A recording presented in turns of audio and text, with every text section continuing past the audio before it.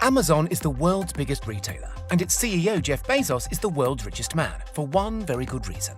His company is better than anyone else ever at giving people what they want quickly. Amazon acquired its undisputed status as the heavyweight champion of the retail universe thanks largely to its lightning-fast delivery times. The astonishing feat of ferrying hundreds of millions of items, from guitar strings to saucepans to car parts, directly to your door inside 24 hours is nothing short of a modern logistical miracle. So how does Amazon do it? A super smart army of slave robots, for one. Ingenious, if occasionally unscrupulous, management practices are part of the answer too. And the modern-day voodoo of deep learning AI, all of which are made flesh in the most advanced stockrooms the world has ever seen. So join us today as we button up our high-vis jacket and journey inside Amazon's smart warehouses. In the year to September 2020, with the global economy in the teeth of coronavirus and the bleakest employment outlook in history, Amazon reported global revenues of little under $350 billion. That's roughly double what it earned in 2017, by the way, only 3 short years earlier. Not bad for a company which only started trading in 1994. Amazon has built its empire on a platform of sheer, unbeatable convenience for the end user. You, the customer, need a product. So you open the app or have a quiet word with Alexa, and next day, hey presto, it's sitting on your doorstep. Moving products from A to B quickly is not easy. Compared with other modern technology giants which barely need to exist in the real world, think of Netflix, Google or Facebook, Amazon needs to shift an astonishingly vast amount of sheer bulk safely, precisely and quickly, all day, every day. So how does it do it? Last year, a senior Amazon executive described Amazon's warehouses, rather poetically, as a symphony of humans and machines working together. How does this symphony actually work? Let's take it from the top. Before you've even logged onto its website, Amazon has a fairly good idea of what you're going to buy. This is all down to the semi-occult 21st century abracadabra that is deep learning AI, which Amazon has been leveraging to incredible effect since around 2015. Put simply, an algorithm makes some assumptions about you based on your age, location, socioeconomic background, and purchase history. It will then, hours, days, or even weeks before you actually log on, ensure that your local warehouse is stocked with appropriate quantities of stock you're likely to consider buying. This might be a certain style of racy swimsuit that the algorithm anticipates will be the hot new must-have come springtime. It might be the paperback novel for a soon-to-go viral TV adaptation. In January 2020, for instance, Amazon's algorithm correctly anticipated high incoming demands for face masks, and, well, we all know what happened there. So Amazon's smart warehouses, also known as fulfillment centers, not to be confused with their post office-style sortation centers, very often know what you want even before you do. Or at least they know the very second you click Buy Now in the case of those wine-inspired late-night impulse buys. Once you've clicked, our symphony begins in earnest. You may have read headlines in recent years suggesting Amazon workers walk as many as 12 miles per shift, darting about between shelves, frantically picking up items. That's no longer quite true. Amazon's modern fulfillment centers are largely patrolled by an army of squat, Roomba-like robots that pick up whole shelves, also known as pods, and bring them to a human picker situated at a stationary workstation. Amazon's enlistment of this whirring battalion began in 2012, when the company purchased robotics company Kiva Systems, the market leader in warehouse automation, for an eye-watering $775 million cash. The company's flagship model, commonly referred to as Kiva, is around 30 centimeters high and capable of lifting 450 kilograms in weight, whilst traveling at around 3 miles per hour. The substitution of these squat orange automatons in place of dashing human workers makes a colossal difference to Amazon's bottom line.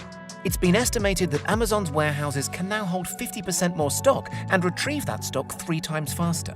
This reduces the overall cost of fulfillment by some 40%.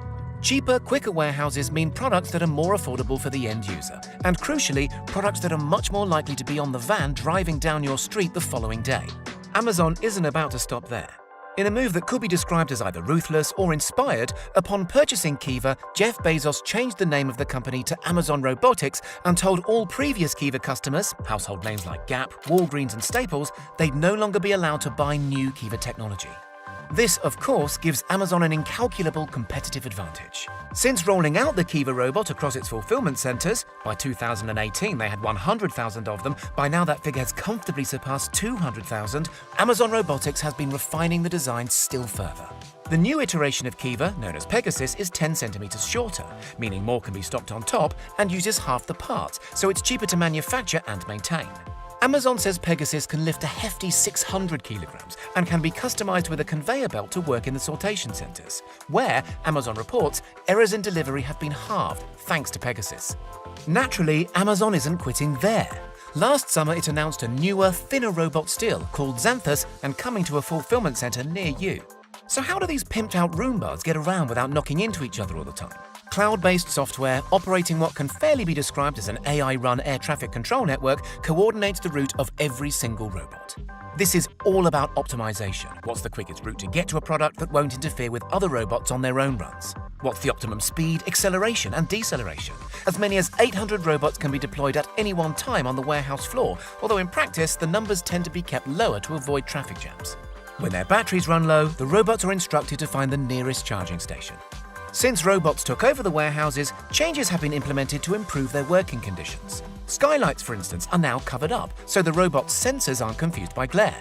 Air conditioning units that blow downwards in areas where humans work now blow sideways so as not to topple delicate items from the tops of moving shelves. To navigate, a camera on the robot's undercarriage reads QR codes embedded in the floor, and individual sensors help the robot slow or swerve to avoid obstacles in their paths. Compared with these scurrying warehouse servants, some other robots working at Amazon look almost humdrum and conventional. The so-called Robo-Stow robotic arm, for instance, wouldn't look out of place in an old-school car factory, except it can lift a hefty 1,200 kilograms and manipulate shipping pallets to within 1/10 of a millimeter accuracy. There's also the labeling robots, nicknamed slam machines by human co-workers for their relentlessly percussive racket. These can label up to one package every second. And for a hint of what'll happen in the coming years, Amazon recently purchased Canvas Technologies, a firm specializing in autonomous robotic carts. Just picture the most sci-fi drinks trolley you can imagine. Robots, of course, are only part of the story inside Amazon's smart warehouses. Even the company's most fervent futurists admit the notion of complete automation is a decade away, and even then probably won't happen. So what of the human side? Amazon's management techniques, in concert with all that automation, have made the business astonishingly lean and mean by historic standards. In 2016, it was estimated that by bringing everything in-house, as opposed to all the duplication inherent in a standard high street or shopping mall, Amazon requires only half the employees a traditional retailer might, per $10 million in sales. What are all these humans, hundreds of thousands across the world, actually doing then? Well, since Kiva and its robotic heirs took over, there's much less rushing around than there used to be. But there's still plenty of tasks requiring dexterity and problem-solving. The two most common roles still done by humans are stowing and picking. When goods arrive at the fulfillment centers, they're stowed by humans onto shelves or pods to be collected later by the robots. The pickers then pick the specific item from the shelves when the robots come by, then send it on to be packed. Workers on the picking side are encouraged to work fast in order to maintain their so-called rate. If workers' rate falls below expectations, employees can be disciplined and ultimately sacked. According to one ex-employee, this rate can be challenging to fulfill. 120 items per hour when they started at the company, rising as high as 280 items per hour just 3 years later. Errors are also punished. According to the same ex-employee, workers were once permitted 1 error per 1,000 items, but now they're only allowed 1 per 2,200.